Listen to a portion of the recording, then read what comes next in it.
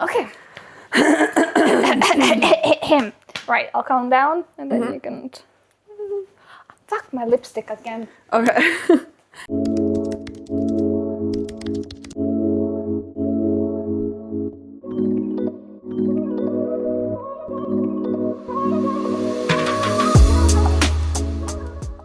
Hi everyone, welcome back to Sip and Talk. My name is Ellen. My name's Nancy. And on today's episode, we are going to be talking about self-improvement, looking at topics like personal growth and lifestyle, healthy habits, mindfulness, mental health and motivation. So, I suppose to kick things off, just in terms of like personal growth and lifestyle, like, you know, toxic positivity online, would you say it's harmful, or would you say it's, you know, just people trying to be genuine in a very ungenuine world? Or like, what do you think? I think it depends on the creator, because you can like find these creators online that are quite toxic. Yeah. Like they're almost like putting other people to shame who are not following their lifestyle. Yeah. And that's harmful. Yeah. To other people who might not feel like it's necessary for them, and Exactly. making them feel bad, and then maybe they feel bad and then they go into depression. Yeah, absolutely. Yeah, like I think, especially when you see it on social media, like I really feel like the whole thing is very, very saturated.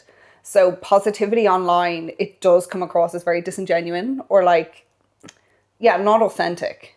And, you know, I think from that perspective is like, yeah, I think it can be harmful in the sense that it can sometimes maybe deny or diminish someone's personal experiences, especially if they're looking for support or talking about a painful or a difficult situation in their lives. You know, I think it's important that we sort of acknowledge that obviously we're all human and we all struggle, and people's coping mechanisms are going to vary. Yeah. So I think telling one person one thing, it's not a one size fits all. So I think, yeah, like it's you can give advice and obviously show your support, but I think you have to kind of also be mindful that, you know, people can really struggle, and yeah, like as I said, one size doesn't really fit all in that kind of perspective. Yeah, agree with that, because like these, especially if they like pushing the toxic positivity, it's almost like telling you that what you've suffered through, like you can't take your time to feel the emotions. Yeah. Sometimes they say like, oh, you have to move on with your life. You can't be sitting doing this. Other people are doing this, and you're just there made to feel even more shit than you do. Yeah, like, they kind of want you to get over it really quickly or something. Or, but like I think I'm a big advocate of like taking your time. Yeah.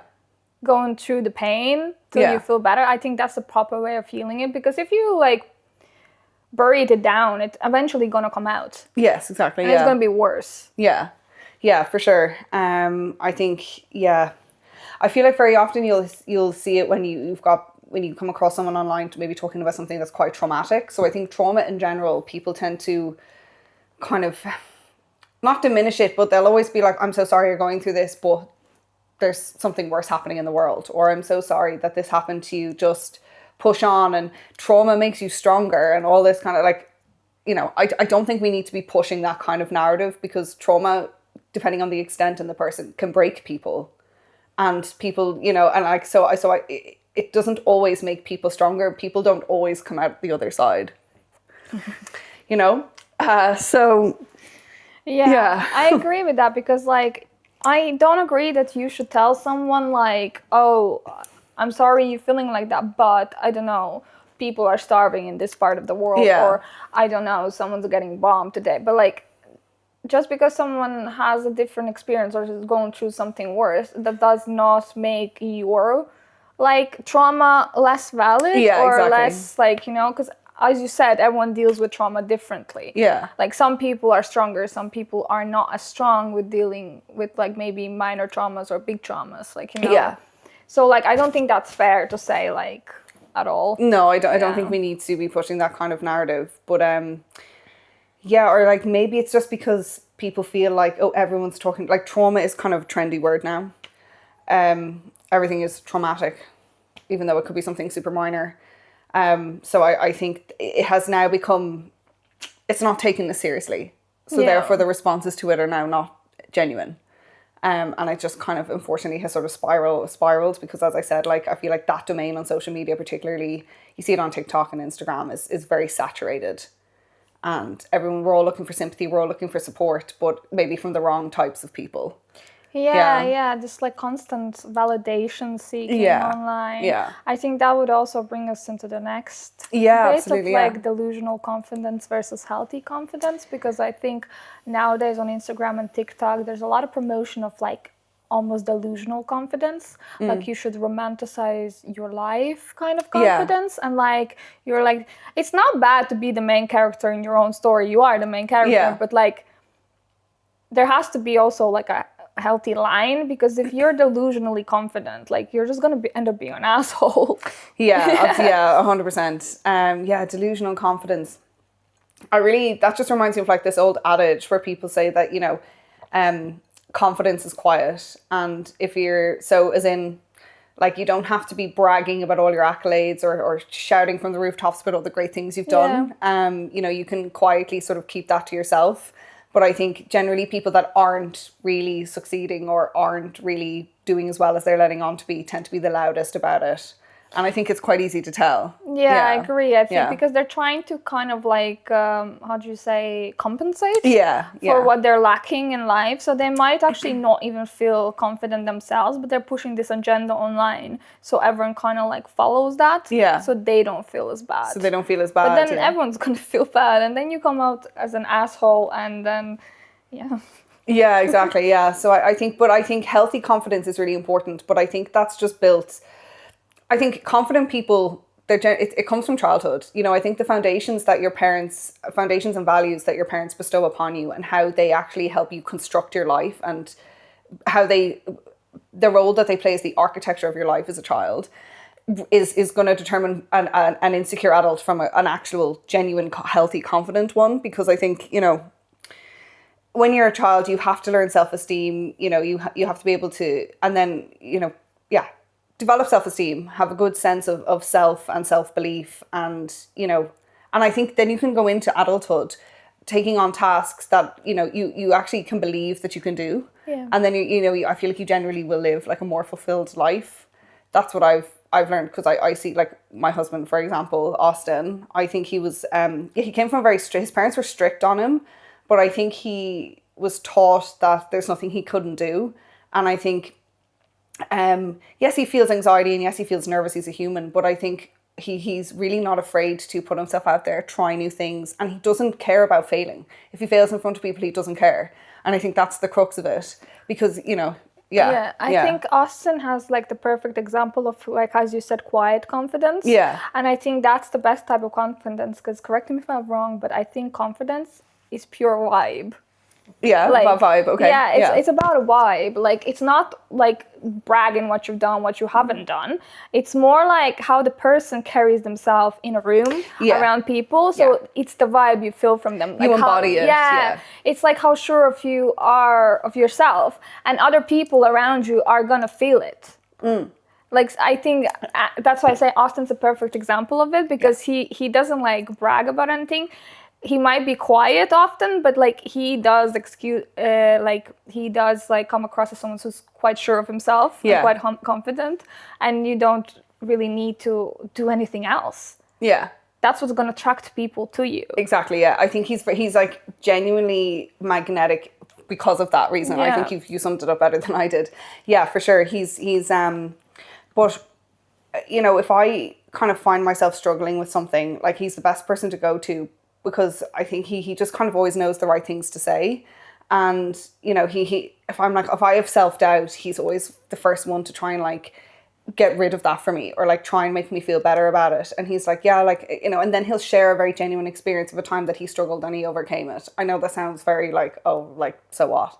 But that's a really, especially if you're someone like me, riddled with a lot of anxiety and self-doubt, and I overthink a lot. Like, you need somebody that's just going to be stoic and stand strong in those moments and like help you through it.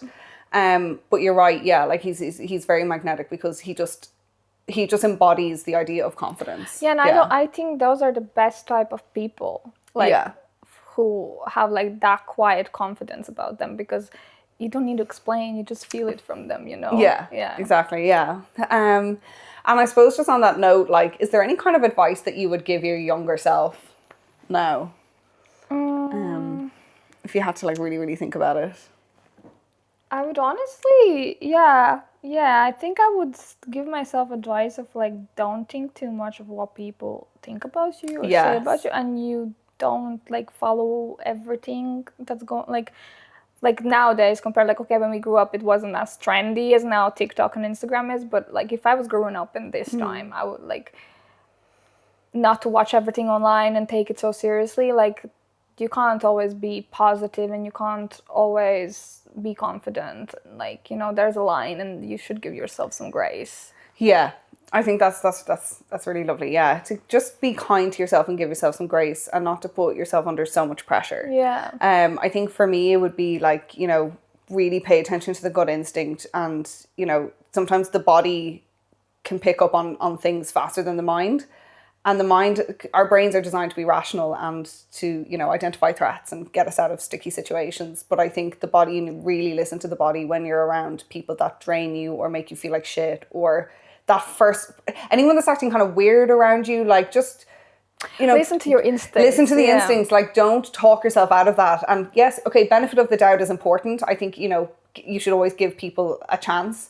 But yeah, I think don't do it to the point where you're worse off in the end. Yeah, because we all have that little voice at the back of our heads that like tells us things. Yeah. So we should listen to it more. And I wish I did when I was younger. Yeah, same. Like, I wish I didn't trust so many people who were bad for me. Yeah. You know, but you know, it's what made me who I am today. Yes, so, exactly. Yeah. Still, that's the advice I would give myself. Yeah, for sure. But also, yeah, and just don't care what people think, and just don't feel like I wouldn't want my younger self to feel like she has to perform or put on a show or be somebody that she really, really isn't, or someone that doesn't align with her own morals and values, and to just to get some bit of validation. Yeah, and to stand true in who she is and what she thinks and how she shows up in the world. That's what I would tell younger Ellen. I think it's a bit different now as well. Like, I think seeking validation is still very prominent in our society, but I think it's even worse because it's now so accessible for everybody. Yeah. It's online. Yeah. Like, you don't even have to go to school to want to feel like you need to seek that sort of validation. Even like now it's worse because you want to seek it from like thousands of strangers who don't even know who you are. Yeah. Well, back then you wanted validation from your classmates, you know. Yeah. So, yeah, exactly. Yeah. I think there's a bigger demand for validation now. Everyone is attention seeking because of social media. I actually remember being at school and like being called a show off or an attention seeker was like just a really bad thing, and kind of like not everyone was doing it. I don't know. Do you know, like it felt like you'd only run into one or two attention seekers, like it was rare. Yeah. Whereas I feel like now it's like we're all attention seekers. Yeah. We're all looking for that validation. Tell me I'm good enough. You know, this type please of like click that like. Yeah, exactly. Yeah. We're doing it right now. No, yes. Please, please give us likes. Yeah, it's everywhere. It's everywhere. Yeah, I think it's worse than when we were growing up. Oh, for sure. Yeah, a lot of things are worse. I wouldn't want to be a teenager in this age. Oh, absolutely not. Have you seen teenagers? Teenagers are fucking scary in this fucking day and age. Like, I'm a 30-year-old woman, and if I see a group of teenagers I cross the street. I cross the street. What the fuck is that about? What is going on? Because they're scary because they think they own the world. Yeah. They somehow are, I don't know, nobody can touch them or something. Yeah. Like, you know, they have like no sense of like responsibility or remorse. They're just out there, I don't know, destroying things. Yeah. I don't know, but yeah, I do the same when I see teenagers. I'm like crossing the road or something. Like, I feel so uncomfortable. Yeah. And then also the fact that teenagers look older than me. That's another thing. Yeah. And I'm like, how? Like, I think it's normal as a teenager to want to grow up and, you know, you want to feel like an adult super quickly. But I think there's a line. Like, but when I was 14, 16, I didn't look like I was pushing 30. Yeah, but now teenagers look like they are older than me. Like fucking 35, married with 2 kids. Yeah, and I look like I'm in school, like next to them, and I'm just like, what is this dynamic? Yeah. It's like, what, am I stuck in Matrix? Yeah, what the hell? No, it's scary. Yeah. yeah, I think I think there's just a greater sense of entitlement nowadays, and they get instant gratification. They've never probably been told the word no. Anything they want is just literally a click of a button. Yeah. And, you know, but as a result, then they're not developing respect. They don't respect people. They don't even respect each other or themselves. Their parents as well. Yeah, no empathy either. Yeah. Yeah. Because now you see online as well on Instagram, like these parents like filming their kids, giving them presents, and they're like, oh, but I didn't want this color iPhone. Yeah. I'm like, girly pop, on my birthday, I got a cake and maybe a coloring book. Like, Jesus Christ, be grateful. Yeah. Not everyone can get that. Yeah, But, like, what do you mean it's the wrong color? Like, priorities. You have a phone. You have a phone. Like I just think the entitlement is just off the scale. And then they're shouting, screaming at their mom, like proper abusing their parents, and I'm just like, See, that's another thing that makes me scared to raise a child in this digital world. It does. That terrifies me because like ain't no way I'm raising a spoiled brat. And if you raise your voice at me, you're going to get it back my hand. Because there's no way I'm buying you an expensive iPhone and you're going to throw a tantrum because it's not the right color.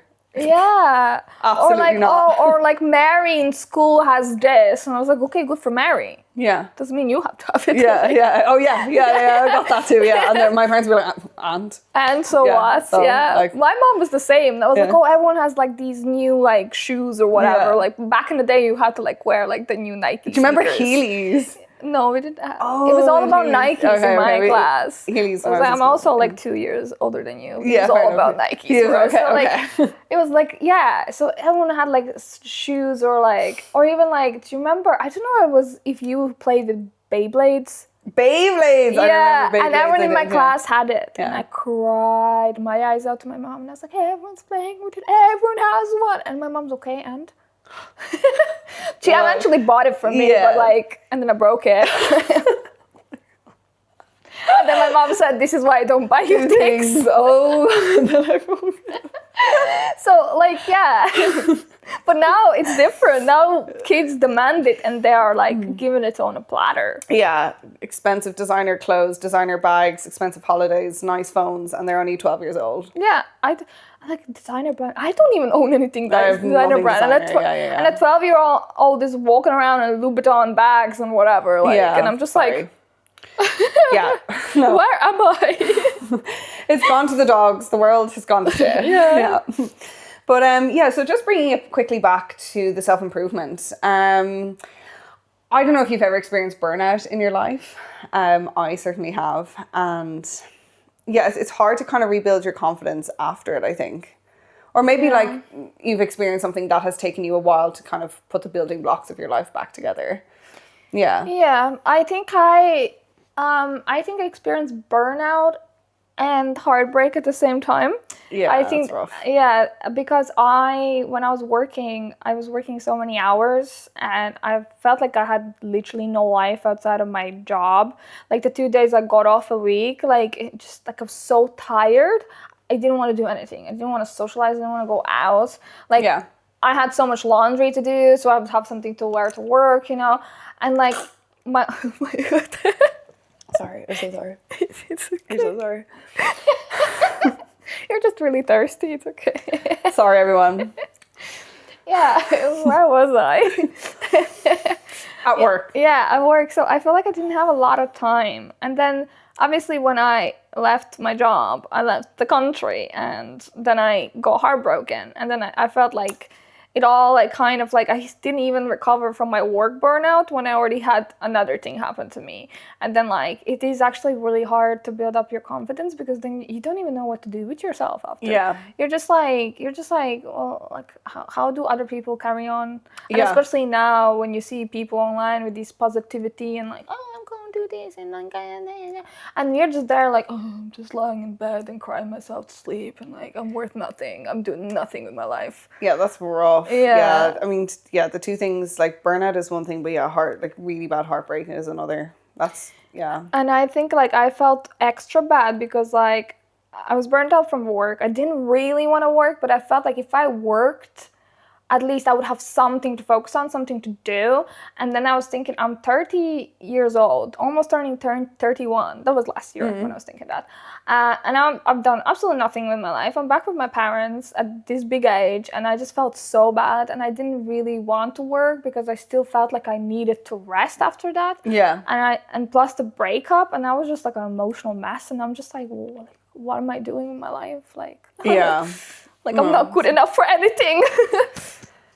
Yeah, like you wouldn't be alone there, like for sure. Like I'm 30 as well, and like one of my biggest problems is like I just don't have a job and I can't get a job, and I just feel, you feel useless. You feel like you do. because especially if your age, and I feel like there's like some sort of societal pressure on age as well, that you feel like you should have accomplished a lot more by now. Yeah. And you feel like you're like couple years set back almost. Yeah, you if do, you're yeah. not where your other peers are your age. And then when someone asks you about it, they're kind of like, well, you'll get something. Yeah, you'll get something. Yeah, you'll but like get there. it's almost like, kind of like condescending way, like they're there. It's this toxic positivity. That's toxic positivity right there. Yeah. It's like, geez, I don't need you to tell me that. Yeah, like it's rough. Anyway, you can go back and watch our podcast where we talk all about the work and the job market. I'm sure some people find it enlightening. Yeah. But yeah, like rebuilding. So I remember my first and only experiencing burnout was when I was doing a master's degree, and I was also working full time, and I was in a managerial position as well. So my days was just, I was like up at like 7:30, 8, and then I was in college until like 4:30, 5, and then from 5 to 9, because we had a lot of, coming into the summer and spring, we had a lot of like late nights events, because the gallery I worked in was also like an event and entertainment space. So we were constantly hosting. And then I wouldn't get home until like 11, 12. I'd probably have like my second meal of the day, and then I go to sleep, and I'm doing that constantly. And then you would also have to study. I'd also have to study and do assignments. So, and then I'd be up and work on the weekends, and I'd have to be doing college work whilst at work, and it was just impossible.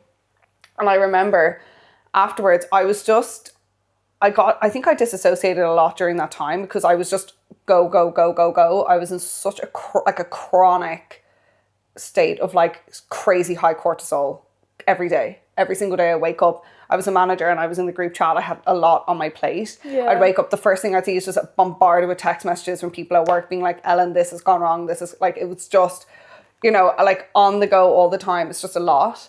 And like not a single moment to breathe. Just none whatsoever. And then when college ended, obviously I was doing an internship as well at the time, which was a little bit different. But again, you have to show up, you have to fulfill your hours, you're still technically working for free as well, which is hard. And then I was trying to keep the job I had where I was getting paid as well. And I was trying to write my dissertation, and I had 4 months to do that.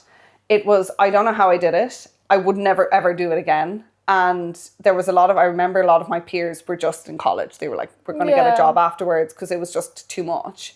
And it is. But yeah, and I think afterwards, I thought I was fine. Like I thought actually when it was all said and done, and I actually ended up quitting my job at the end of June that year. And then I handed in my dissertation in August. And I remember once I did that, I actually didn't feel anything. I didn't feel a sense of relief. There was no like, congratulations to me, pat on the back, it's done. I didn't feel anything. I just felt super numb. And then a couple of weeks passed, and I thought was back to myself. And then I got an opportunity to actually go and work at the gallery I did an internship in. But that again, I feel like the second I had to kind of get back into that super fast routine again, very quickly, only after a couple of weeks, again, I was just back in that chronic state of like stress and cortisol, lack of sleep, constantly worrying, crying. Like I was very emotional. My emotions were super heightened, super dysregulated. It was a rough time. But I actually apparently saw this thing on Instagram, or I saw it online. It was an article someone did about burnout. And they were like, if you've experienced chronic burnout for like sustained for like a year, 2 years, or however long, it can actually take the body almost like 4 to 5 years to fully reset after So that. I'm still in burnout. So even now, like 3 years on from all of that, like I still feel burnt out at the idea of working, having to go back and do maybe something in college. Like even preparing for a job interview sends me into like, I can't deal with it. I'm the It just sends me same. into a spiral. I'm actually the same. Yeah. Yeah. Because I feel like actually before I moved to London, I had a burnout as well. Because if you remember, I was working full time.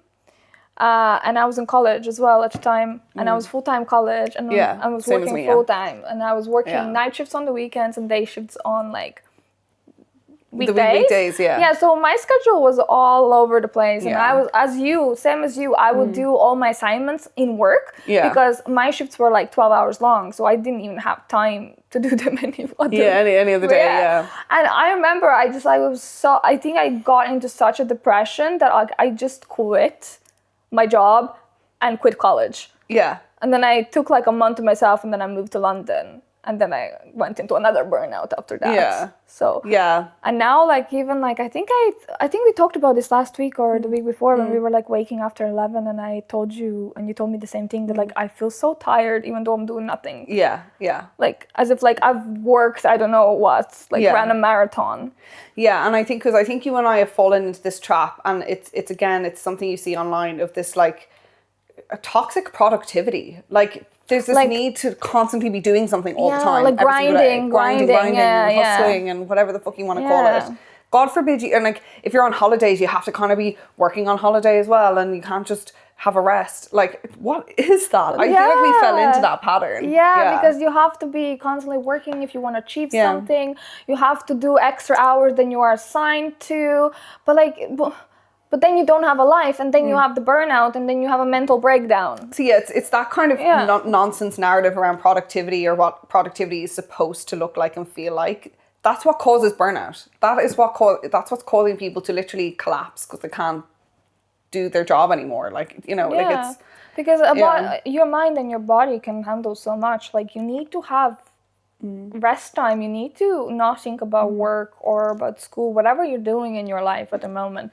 Like you need to take time for yourself as well. You need to do something that you enjoy that is not related to anything. Like you know.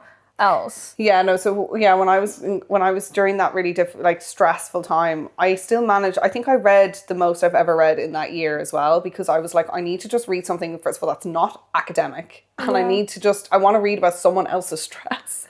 I actually read the most during that time, and then after that, I didn't even have energy to read for like years, months after that. Yeah, then because I was like, like it's exhausting. But I think reading is a good way to make your mind like stop thinking about your life. You know, get invested in a different fictional story. Yeah, read about someone else's life. I think it's a really good coping mechanism. Yeah. Yeah. Coping mechanisms. I think reading is definitely one of the more positive ones. But yeah, that's my probably good coping mechanism. The only one. But yeah, I definitely have had times in my life where I've not coped very well with life. Yeah. I have like the worst coping mechanisms. I would probably say the same. Like sometimes, like when something goes wrong in my life, I'm just like, Ellen, I need to go out and get so drunk. Yeah, we need to. Drinking is definitely well, our bad coping our worst one. Yeah, probably. Yeah. It's our answer to all pain. It is. And then we suffer the next day. And then you're suffering again physically instead of mentally the next day. Well, probably both the next day. Oh, yeah. And then you're like, why have I done this to myself? Yeah, no, alcohol has definitely not been my friend. I just abused it for years when I was younger. Like that's, when you abuse a substance, what do you expect? But yeah, I was just constantly and then I feel like I was getting into more difficult situations because of my heavy drinking, and it just spirals out, and then because you're in those situations, you drink more, and like it's like a self-fulfilling prophecy. Yeah. Awful. I would say reading is one of my good ones. I've definitely I'm a really big fan of like badminton, so like getting out, doing exercise, like that's another way of de-stressing for me. It's like a natural dopamine hit. My brain doesn't make enough dopamine. I've got ADHD. So yeah, always chasing the serotonin. I don't have ADHD, but I'm also chasing serotonin because of my depression and cripple anxiety. I do take serotonin. What is it like?